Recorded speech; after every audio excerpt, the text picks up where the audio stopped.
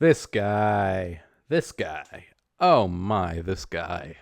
Hey there, it's Cello Ben, and it's time for another cello guide. Now, I finally just got a new computer, so I'm excited to now be able to edit a video without almost burning down the house from an overheating laptop. So, exciting stuff, but for now, let's get to music. With the exception of once auditioning for an opera orchestra, I've never taken an audition in my life without some sort of Beethoven 5 on it. The theme and first two variations of the second movement are the collective big daddy of big daddies of excerpts. Why?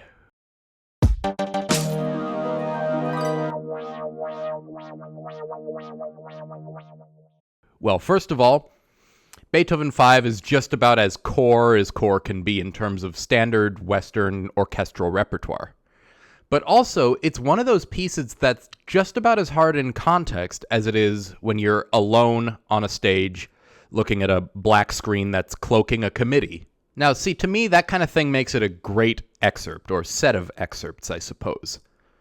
There are plenty of things that you see on lists here and there that are just diabolically tough when you're alone on the stage, but they really come together pretty easily when you're actually sitting in a section. This, on the other hand, has plenty of challenges in both situations. Now, what exactly you're going to be asked for depends on the orchestra. Some will ask for the full second movement, some both second and third movements, and some will give you specific excerpts. Now, of course, if you're asked for whole movements, you gotta have whole movements prepared. But today we're going to look in great detail at the main ones that you're likely to see from the second movement. And those excerpts are here, here, and here. First thing to realize, the beginning of the movement is piano, not pianissimo. That is, it's soft, but the tone should be healthy, and you shouldn't feel like you're skating on the string. The sound still needs some core. Speaking of things you can do with your right hand, let's talk about how learning this excerpt is, in a way, just a masterclass in bow distribution. I like to start down bow, and I actually don't start at the frog. This is so that in the second full measure, I can use plenty of bow and slur in the entire bar. Then, 2 beats on a down bow and a somewhat sul tasto third beat, so that I can get back later without bulging. Same thing 1 measure after, just the reverse, a somewhat tasto faster down bow and a slower up bow. Or, more simply put, tasto for 2 beats, then back to normal. Take a look. Hey, it's editing Cello Ben now. So I kind of misspoke. You can do this bowing that I have in here. Down, up. But I actually think that it can be even smoother if you can do a nice slow bow in here, all on a down bow, and then just do a sul tasto up bow here. Up, down, up, down, and then set at the frog, wah-ba-dee. So that's the one that I'm going to demo in the playing. See what I mean about this being a bow distribution challenge? You can do it. I know you can. It just takes some careful planning. I like to continue on in a relatively similar pattern. That is 1 beat tasto, 2 beats normal. Now, moving forward a little bit, when we are about to have the subito forte, I like to try to get as close as I can to the frog as possible so that I can have plenty of natural arm weight going down into that E flat. Plus, if I stay in that area before the subito forte, it makes my only option be to not use too much bow, which then makes the contrast really pop. Now, bowings are not the only thing. How about fingerings? I like to start on 3, because I find it easier to get to 1 from 3 than from 2 when dealing with a perfect fourth like this. Your left hand may vary from mine, of course, but the important thing for the color, I think, is to not touch the A string until it's time for the subito forte. So for everything before it, I go up the D string. Some people will do the E natural on the G string, but I actually just stay on the G string and do 1-4-4. This works great as long as you can hide the shift properly. Preparing it really well with your left elbow will help. Then you can go between G and D. Let's take a look at an excerpt of the excerpt, an excerptception, if you will, so that I can show you the fingering I do in this part.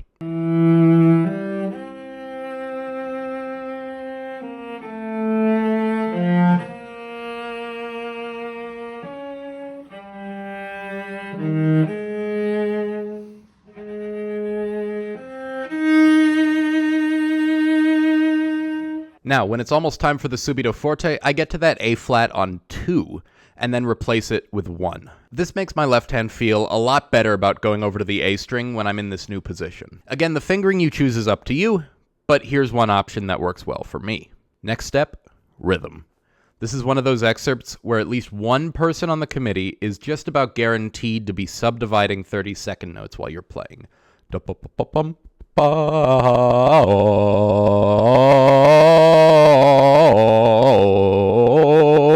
This is the litmus test of your rhythmic steadiness, both within the theme and the consistency of tempo between excerpts in this movement. One danger in the theme is that it can either become too triplety, ba-ba-bum, ba-ba-ba-ba-ba, ba-da-da-da-da-da, or it can become overdotted.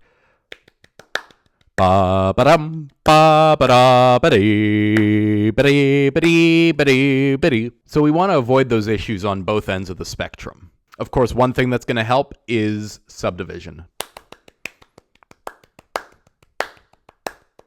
Subdivision is so critical, and not only subdivision, but getting the tempo itself so down pat that you can do 1 click per bar, or better yet, 1 click per 2 bars, and still be in time. I love, love, love 84 to the 8th note for this whole movement, because after all, it's andante, not adagio. And whenever I've had auditions, I've drilled it at that tempo, but then I've cut it to 28 so that there's 1 beat per bar, and then 14 so that there's 1 beat for 2 bars. I've tried cutting it in half again to 7, but unfortunately the lower limit of my metronome app is 10, so out of luck there. And last but not least, well, the music. Getting the bow control, intonation, rhythm, all that stuff is great and critical. But we have to have a musical line and great style. Even though there should generally be a good core to the sound, I think it's also nice to have a general feeling of lift in the tone. As for the phrasing, all of the major second movement excerpts should, in my opinion, have relatively microscopic phrasing. So you're still showing the line, but not to the point that it becomes super duper exaggerated. And as for vibrato, I think it should be warm, but never overpowering or overly romanticized. Let's try going through the excerpt once with all of this stuff in mind.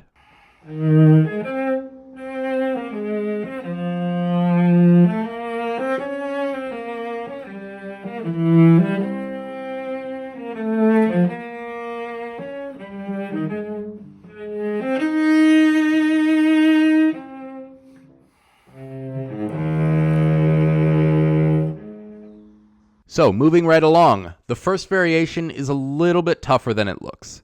For one thing, it's very easy to end up with tempo inconsistencies.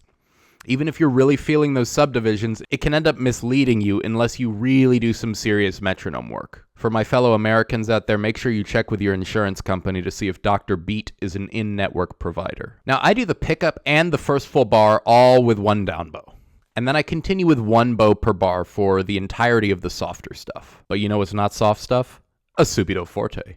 And because of the fact that we have one towards the end, it's another excerpt where I don't touch the A string until it gets suddenly loud. That's something that can help you drive the contrast home. And since we're talking about what strings to play on, it's probably a good time to go over a fingering. So this is a slowed down version of the one that works well for me.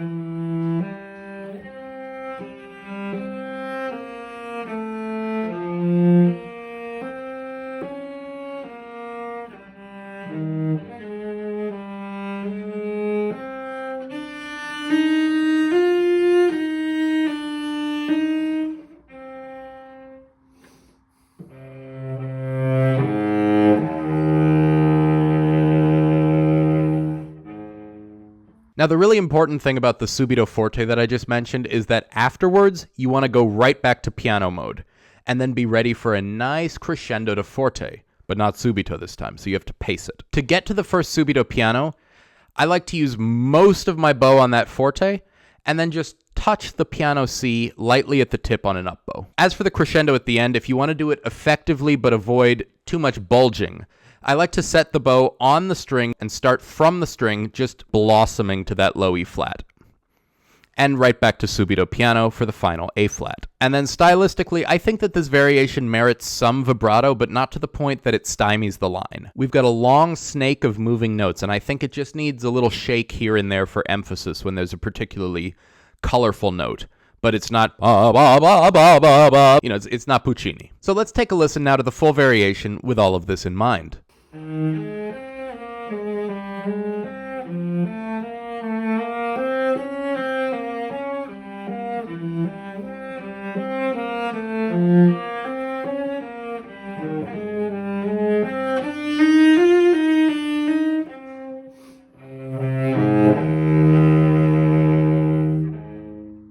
All right, second variation. So this is probably the one that causes people the most trouble in general. And I get it. You know, faster notes, lots of string crossings, all that delicate stuff. But it is doable with a few tips and tricks. First thing, and probably the most important thing for me for this excerpt, is I never leave the upper half of my bow, especially since nothing in this variation is ever louder than piano. But more importantly, this allows us to use a good bit less motion for the string crossings. So try to do it as much with the fingers as possible. And obviously that was not good cello posture, I'm just showing the camera. But anyway, to assist with this, I like to prepare my right elbow whenever I have to go up to a higher string. And then I favor that higher string with the elbow a little bit. For example, if I'm going between D and A, I put my elbow in a position that's advantageous to be on the A string, and then I just do little waves with my right hand so that I can do these rapid crossings much more easily. Now, the fingerings that you choose can be a source of controversy in this excerpt, in my experience. Some people find it important to never use the A string, but I've never found a way that I can get that working reliably, at least on my particular instrument. I did feel somewhat better after the principal cellist of a major orchestra told me that in Beethoven's time, they almost certainly would have utilized the A string at some point. I wonder if that principal cellist is subscribed to the channel. Now, the only part of this excerpt where I do a particularly fancy fingering is at the very end when we have the subito pianissimo. I go up the G string, and I think it helps me to make the contrast with a little bit less effort and probably with a little bit more effectiveness. Let's look at a slow version of the fingering that I do.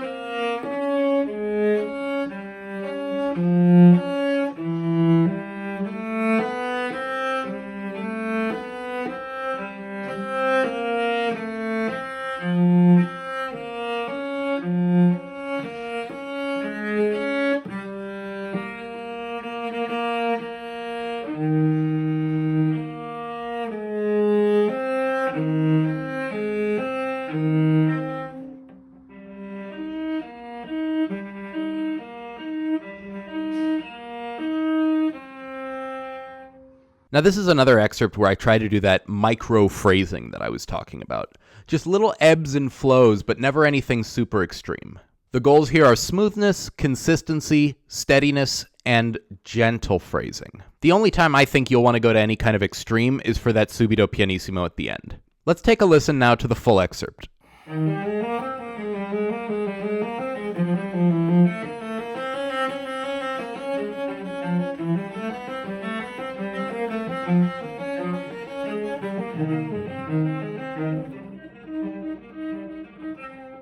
So now it's time to hear from you. What tips do you have on these excerpts, and what questions come to mind that you want to ask me? I'm here to help. And just because I couldn't fit some certain specific thing into this video doesn't mean that I don't have thoughts on it. So I'm still available as a resource for this because I know how tough this kind of thing is to get down pat. Plus, I want to know what you hope gets covered next. And if you want a bit more than what can be provided in a YouTube comments section, my studio is open. I'm accepting students for virtual lessons wherever you are in the world. You can find more info about that and schedule a free 30-minute trial lesson at celloben.as.me. And I have an audition coaching special available, where you can get an intensive session of up to 3 hours in length to help you prep for whatever audition you have coming up. And if you're an adult who wants to start learning cello but prefers something a bit more self-paced, I have an online course available.